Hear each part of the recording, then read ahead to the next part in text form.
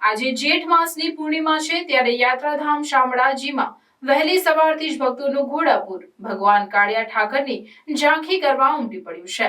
દરેક પૃષ્ટિ સંપ્રદાય મંદિરોમાં પૂર્ણિમાનું અનેરું મહત્વ હોય છે।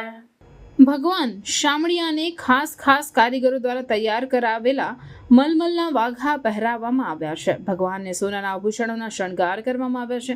ભગવાન વિષ્ણુ શંખ, ચક્ર, ગદા અને ગળામાં સોનાની વનમાળાથી જળહળી રહ્યા છે, ત્યારે ભક્તો પણ હરખ ઘેલા બની શામળિયાની શણગાર આરતીનો લાભ લઈ ધન્ય બન્યા છે। સમગ્ર ગુજરાત, રાજસ્થાન અને મધ્યપ્રદેશથી હજારો ભક્તો શામળિયાના દર્શન કરી ધન્ય બન્યા છે। મંદિરના પૂજારી દ્વારા તમામ મનોરથની ઉજવણી કરવામાં આવી રહી છે। મંદિર પરિસરમાં ભૂદેવો દ્વારા વૈદિક મંત્રો સાથે પાત્રા સદન સહિત શામળિયાની રાજોપચાર પૂજા પણ થઈ રહી છે, ત્યારે ભક્તો ભગવાનના દર્શન કરી ધન્ય બન્યા છે।